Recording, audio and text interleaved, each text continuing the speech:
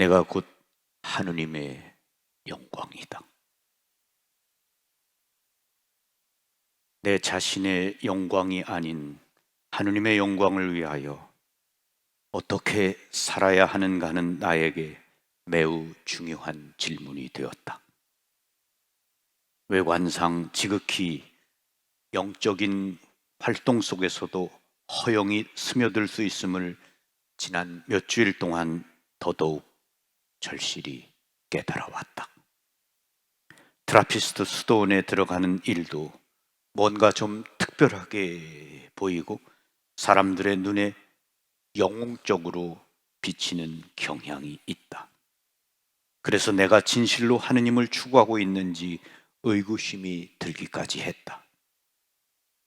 초기 교회 교부들이 담긴 금욕적이며 신비주의적인 글들에 내가 쏟은 더없이 강렬한 관심도 자칫 나 자신의 회심이 아닌 다른 사람들의 회심에 이용되는 사상과 직관으로 변해버릴 소지가 없지 않다.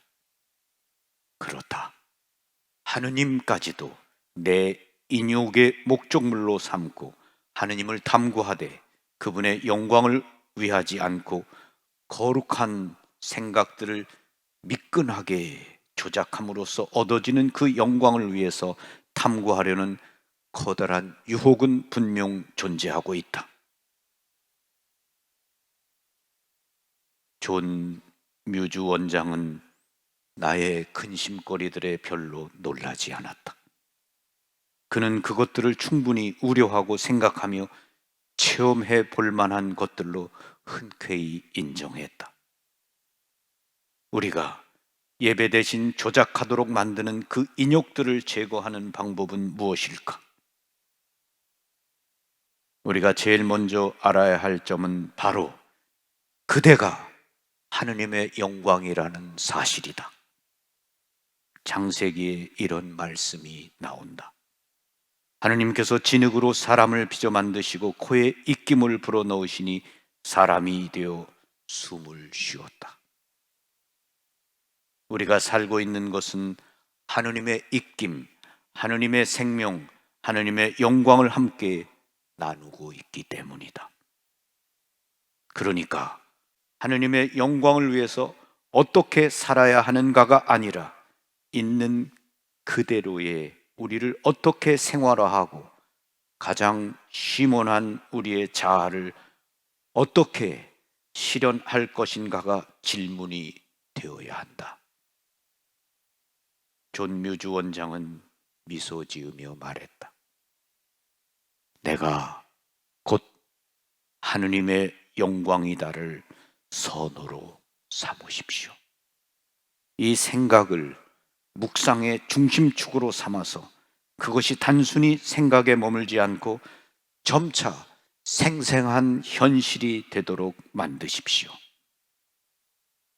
당신은 하느님께서 머물기로 작정하신 거처이며 바로 하느님의 처소입니다. 그리고 영적 생활이란 그 공간이 하느님께서 거처하실 수 있는 장소로 존재하게 하고 그분의 영광이 스스로 드러날 수 있는 공간을 창조하는 것 이상도 이하도 아닙니다. 묵상 중에 이렇게 자문해 보십시오. 하느님의 영광이 어디에 있는가? 하느님의 영광이 지금 내가 있는 이곳에 있지 않다면 달리 어디에 있을 수 있는가?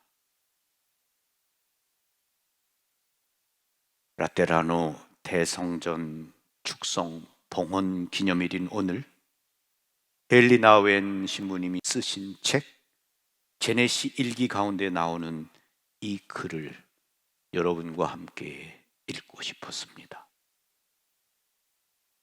우리 자신이 하느님의 영광을 드러내는 하느님의 건물, 하느님의 성전이기 때문입니다.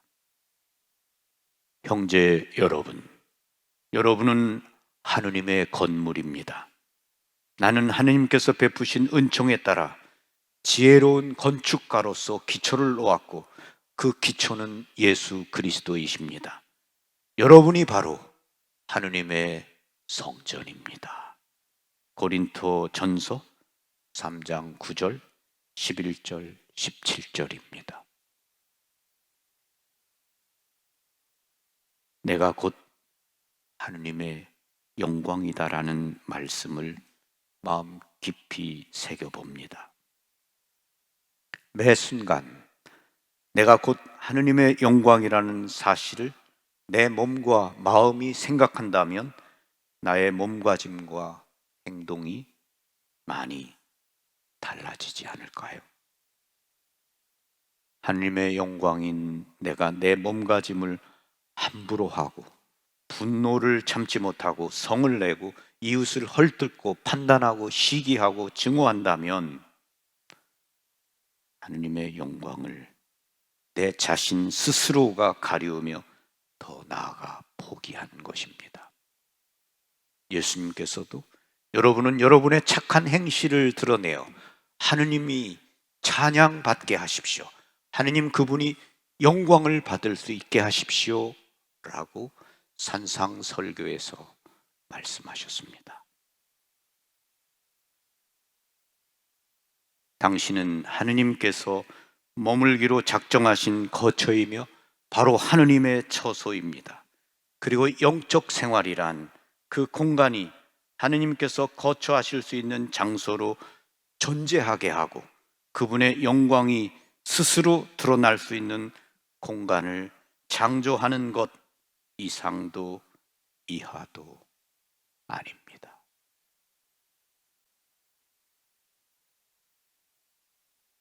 내가 하느님의 영광이 아니면 누가 하느님의 영광이겠는가? 내 자신이 내가 곧 하느님의 영광이다. 어떻게 하느님의 영광을 드러낼 수 있는가? 그것은 오직 사랑의 실천을 통해서, 우리의 착한 행실을 통해서. 그렇죠. 근데 결국 기도는 많이 하는데 하느님의 착한 행실이 드러나지 않는다. 그러면 무언가 부족한 것이죠. 여기 예수님이 계십니다. 젊고 힘있고 강한 예수님이 우리를 위해 스스로 당신 자신의 목숨을 바치셨습니다. 예수님께서 십자가 위에 매달려 계실 때 내려와라. 내 자신이나 살려보아라. 예수님이 받은 최후의 유혹입니다.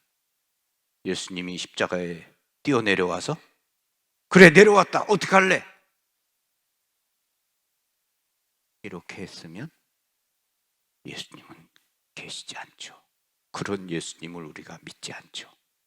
그런데 우리는 그렇게 합니다. 우리는 누가 내려와 그렇게 우리를 모욕을 주면 우리는 즉시 반응합니다. 그리고 있는 대로 화를 내고 성질을 부립니다. 조금도 참지 못하죠.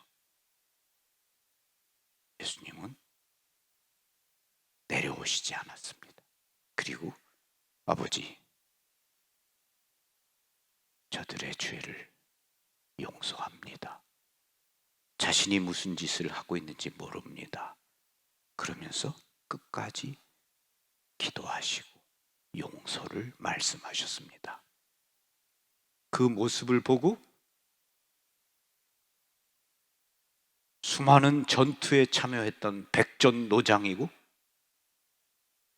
로마의 대장인 그가, 백인 대장이 무릎을 꿇으면서 이 사람이야말로 참으로 하느님의 아들이구나 라고 마음을 열고 무릎을 꿇고 그분을 믿게 됩니다.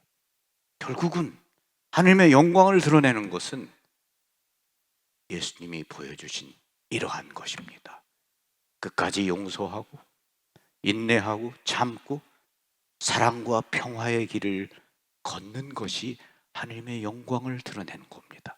그것이 우리 자신이 거룩한 하나님의 성전, 거룩한 몸이 되는 겁니다.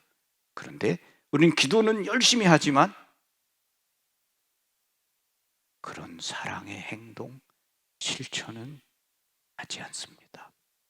내 조그만 자존심만 상해도 견디지 못합니다. 예수님의 모습과 십자가 밑에 말없이 서 계셨던 성모님의 모습을 생각해 봅니다. 아멘. 평화를 빕니다. 감사합니다. 고맙습니다.